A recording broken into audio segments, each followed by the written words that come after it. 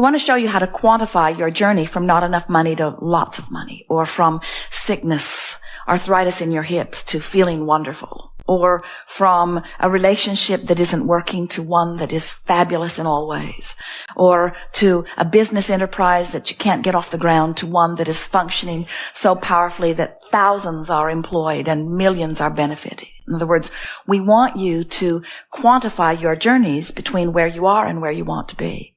And the way you do that is by being aware that every indication to you is vibrational, and by understanding what the indicators are. This is always true. What I think and how I feel and what manifests is always a vibrational match. But here's the big kicker. What manifests isn't manifesting instantaneously. So you've got all this leeway that makes you sloppy. If you thought a negative thought and a brick would fall on your head every time, you'd clean up your thinking.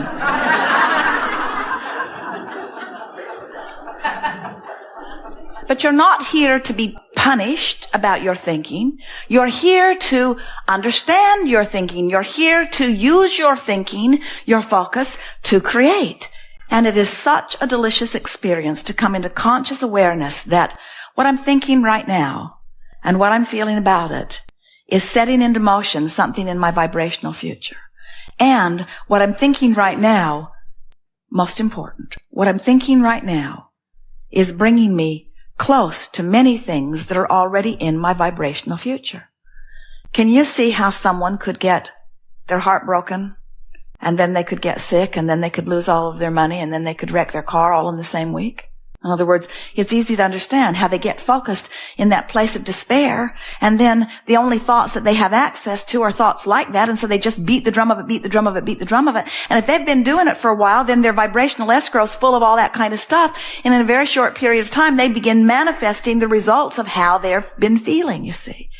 So we don't want you to be afraid of your vibrational escrow. It's full of wonderful things, too. But we want you to be aware of what you're doing vibrationally, because we want you to know which way you're going along this journey. We want you to know when you're headed toward what you want or when you're headed away from what you want. You can tell by the way you feel whether you are moving toward what you want or whether you are moving in opposition to what you want. That's what your guidance system is all about. You understand that, don't you? Never again will you ever feel negative emotion and not know what it means. So just stop and laugh, and most of all, make peace with where you are. That's the most important thing that we want you to leave this room with today. Because if you're here relative to money or relative to abundance of any kind or relative to wellness or relative to relationship, if you're here and you want to be here and you're condemning the fact that you're here, you cannot budge at all toward what you want, because your condemnation of where you are is holding you so much here. It's as if you've got your feet nailed to the floor. You've got to make peace with where you are. And think about it. When you give yourself a break, or when you give somebody else a break, when you try to make it better, when you try to make the best of something, don't you feel relief when you do that? Have you ever made a mistake? And have you ever been in a situation where someone whose opinion you care very much about noticed that you had made the mistake? And then have you ever had the benefit of that person who you care very much about their opinion, who saw you make the mistake? Have you ever seen them laugh and say, "Isn't that the way we all do?" Esther tells people, "The reason I'm so smart is because I've made all of those mistakes. I made them all." And then she offers a joke, like the one-armed alligator wrangler, she says, "We learn as we go." In other words, looking for a way or a reason to diffuse the feeling. And when someone does that in the midst of your feeling uncomfortable about your mistake, what do you feel? You feel relief, don't you? In other words, someone has helped you make peace with where you are. When you try to make the best of something, you move closer into vibrational alignment with what you want. When you try to make the worst of it, you're moving in opposition. So why does anybody make the worst of it? Why do you make the worst of something? Well, you make the worst of it because every fiber of your being knows that things are supposed to go well for you. And when they're not going well, you're sort of freaking out because you know it is supposed to be better. And You've also had so many people say, now why did you do that? And so you've gotten in this habit of explaining. Because most of the people around you don't really remember about this vibrational stuff. Most of the people around you are living very conditional love. They tell you, I live unconditional love, but they don't. What they're living is, when I see that condition, I feel good, so I'll vote for that. When I see that condition, I feel bad, so I'll vote against that. We'll do everything in our power to get that away from us. And we say, that's very conditional love. That's saying, change the condition so that I can have a better feeling response to the condition. And it never works. It never ever works, because when you're looking at the condition that needs to be changed, you're activating the condition that needs to be changed in you, and you are becoming more of the problem that you're wanting to solve. That's why terrorism is becoming more. In other words, you just cannot kill everybody that doesn't agree with you. You can't do it. You'll kill enough of them, and pretty soon you'll be down to the nitty-gritty that is just you guys, and you'll start disagreeing with each other. In other words, you cannot get to where you want to be by pushing against what you do not want. It never, ever works, you see. So what do you do? What do you do when you're standing in the midst of a culture or an environment or a house or a marriage, a relationship, a situation where you clearly see things that you do not want to see? What do? They make you feel bad when you see them. Don't you want to instruct those people to clean up their act? Little Kate, granddaughter Kate, 3 years old, adorable in every possible way. Esther looks at her and turns inside out with love. Kate is the perfect being. She is so lovable. So easy to love. Just look at her. Just listen to her. Just remember her. Just think about her in any way, upside down, all around. Just think about her. And love radiates from you. And shouldn't everybody damn well be that way? In other words, shouldn't everybody be that lovable? When you got a lovable one like that, sure makes you not like the ones that aren't lovable very much. And don't they all owe it to you to be just that lovable? And we say, therein lies your problem. There are lovable ones that you love, and then there are not lovable ones that you hate. And then you demand that they change the way they be so that you can feel better. And we say, oh, what a big job you have. Just when you get your son understanding what you need to be happy, trained really well, he meets some girl and does what she wants.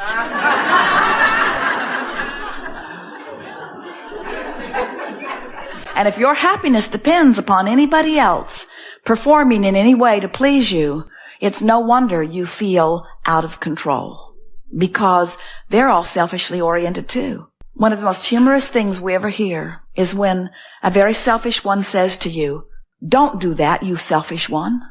And what they mean is, don't satisfy your selfishness, satisfy mine. And you just got to wonder, who gets to decide whose selfishness gets to be satisfied? And we say, Source has decided long ago. Everyone gets to have their selfishness satisfied. Every perspective of self is of paramount importance to Source. And when you are in alignment with your own desire, your world will be perfect.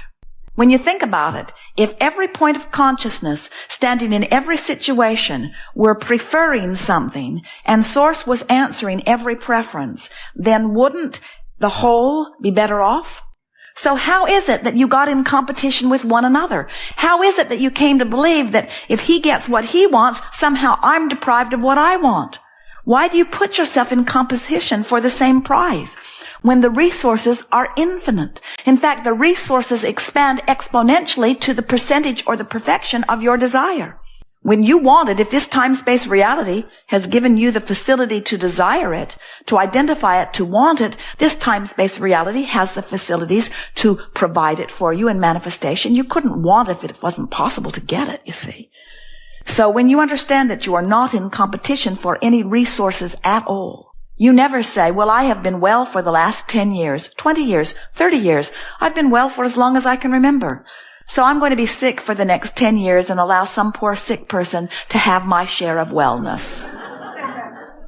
You don't do that, do you? Why not? Because you don't see the relationship between your receiving of the wellness and their not receiving of it. You don't think you're sucking up the wellness. And yet, relative to abundance or money, you often think that the rich guy's getting more than his fair share. So you want to chop up the pie and distribute it evenly. only to discover that it all ends up back in his pile again really soon. So you divide it all up and spread it all out evenly again. It all ends up over in his pile again very soon. And you say, what's going on? I must not be worthy. And we say, no, you're just beating the drum of not enough money. He's beating the drum, money comes easily to me. He's beating the drum that says, they can't take it away from me as fast as I can earn it. He's beating the drum that says, this is an abundant universe and all good things come to me. And it's fun to figure out how to let it in. And I'm not taking score of my well-being by my money. I'm taking score of my well-being by how good I feel. And this is really fun. I'm really enjoying the money flowing into my experience. It's a poor guy over here saying, you've got all the money. You've got all the money. How come you've got all the money? Why do you think he's got all the money? You get a few billion people complaining that he's got all the money. Sure, he's going to get all the money. In other words, the things you vote most against, you're really voting for the other side. When you vote against somebody, when you push really hard against something that you do not want, you're holding yourself in vibrational discord to something that you do want. In other words, you help the other guy win over and over and over and over in pushing against what you do not want. Well, this has been fun. We are eager to talk with you about anything that is important to you.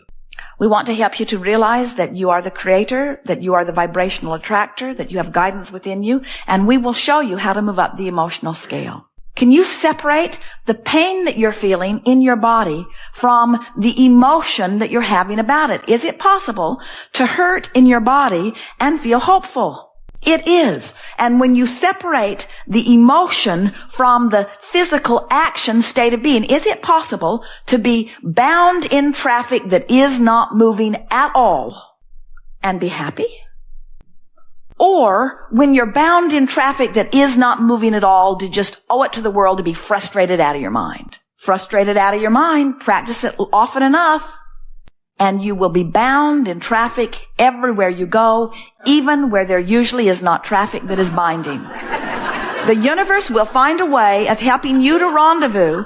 You'll brush your teeth just that much longer. You'll take that one more phone call, or you'll forget what you're doing and turn left instead of right, and you'll find yourself right in the middle of what you've been practicing vibrationally.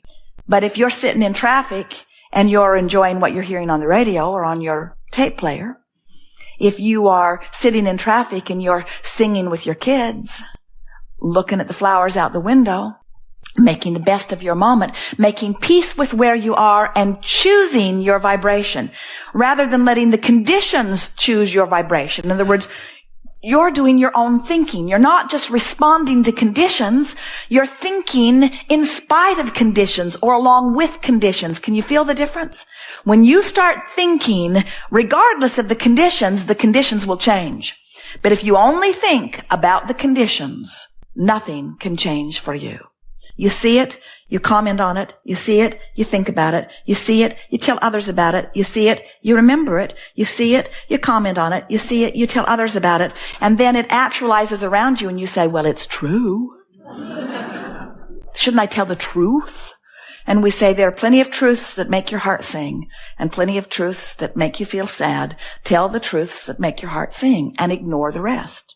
Easier said than done, we know, but that is your work. Your work is to care so much about the way you feel that you are not willing to put up with anything that doesn't feel good. Not anything. Not a squeal in your sound system. Not a nagging wife. Nothing. Don't put up with anything that doesn't feel good. Find a way around it. Find a way to make it feel better to you.